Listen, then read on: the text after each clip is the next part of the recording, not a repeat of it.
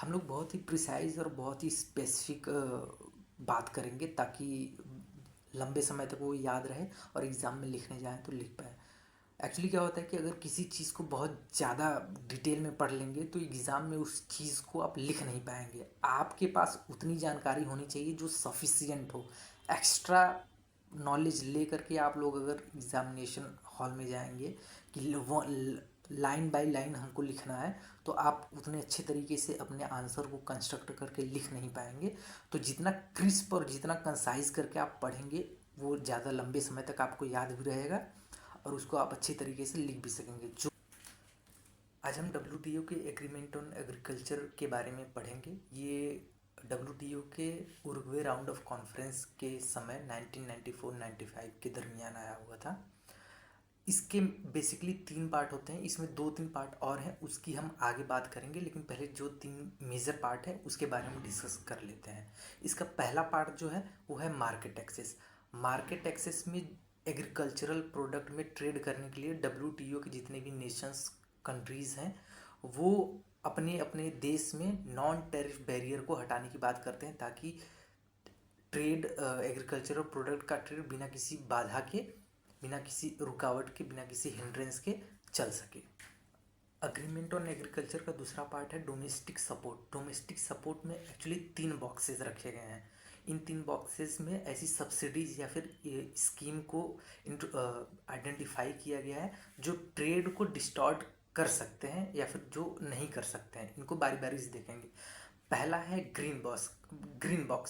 Green box में वो सारी स्कीम्स या फिर सब्सिडीज़ हैं जो ट्रेड को डिस्टॉर्ट नहीं करती हैं, तो ये अलाउड है।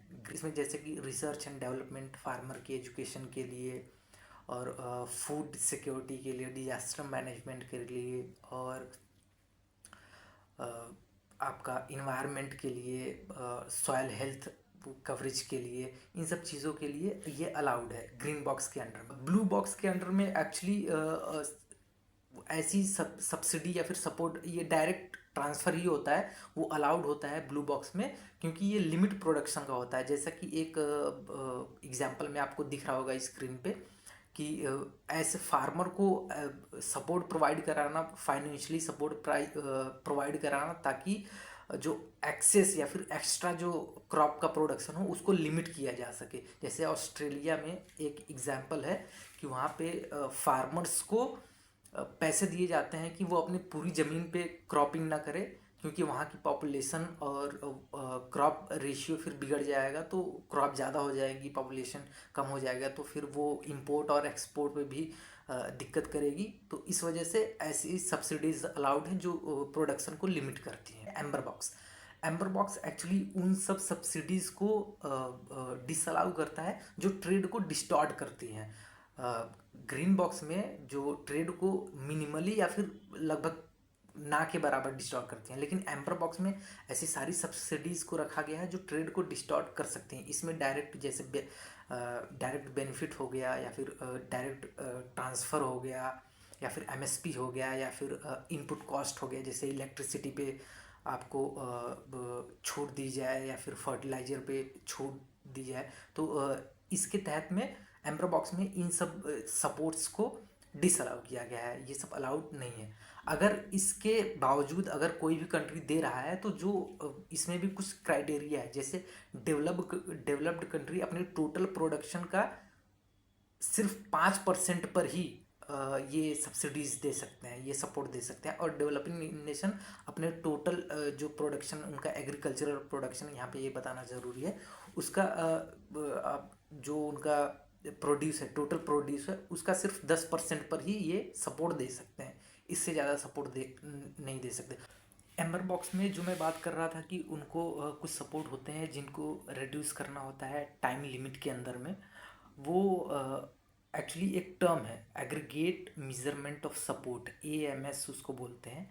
इसमें क्या है कि आपका जो एग्रीगेट सपोर्ट है, जो भी एग्रीगेट डेवलप्ड और डेवलपिंग कंट्री का जो भी एग्रीगेट सपोर्ट है, वो डेवलप्ड कंट्री के लिए 20% और डेवलपिंग कंट्री के लिए 13%।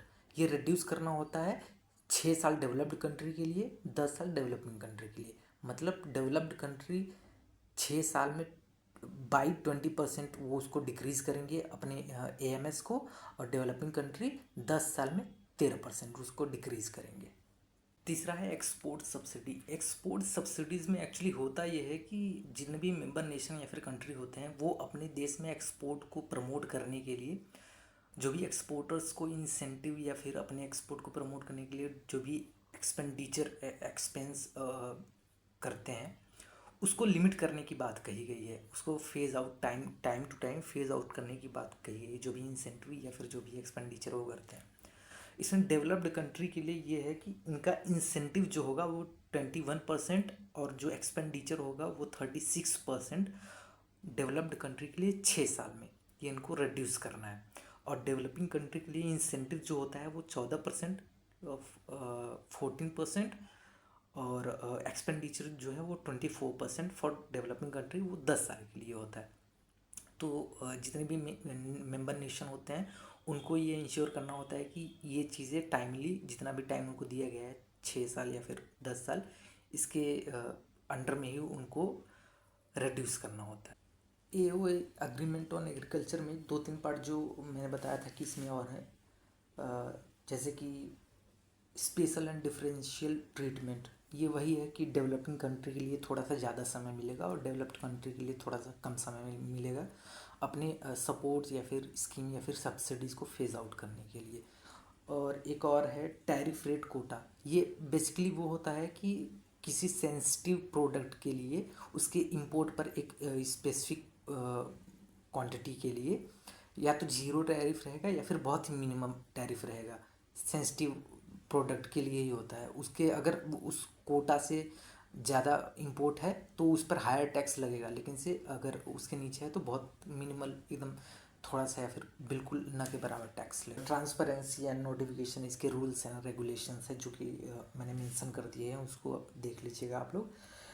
और इसको लेकर के कुछ डिस्प्यूट भी होते हैं WTO के अग्रीमेंट ऑन एग्रीकल्चर को लेकर के, जैसे कि इंडिया को लेकर के एक केस आया था कि जितने भी WTO के मेंबर हैं वो ये आर्ग्यू करते हैं कि इंडिया अपने देश में फ्री में पब्लिक डिस्ट्रीब्यूशन सिस्टम चलाता है जो कि एम्बर बॉक्स के अंडर में आता है। यहाँ पे बहुत ही कम प्राइस पे लोगों को फूड प्रोवाइड किया जाता है।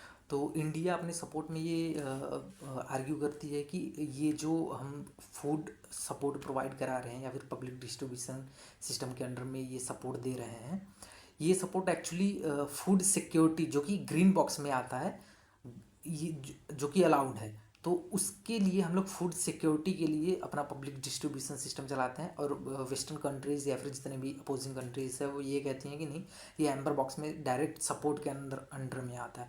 तो ऐसे कुछ डिस्प्यूट रिलेटेड चीज़ें हैं WTO के इस अग्रीमेंट में, एग्रीकल्चर के अग्रीमेंट में, जो कि जितने भी डेवलप्ड कंट्री हैं या फिर डेवलपिंग कंट्री है वो आपस में कोर्ट में जा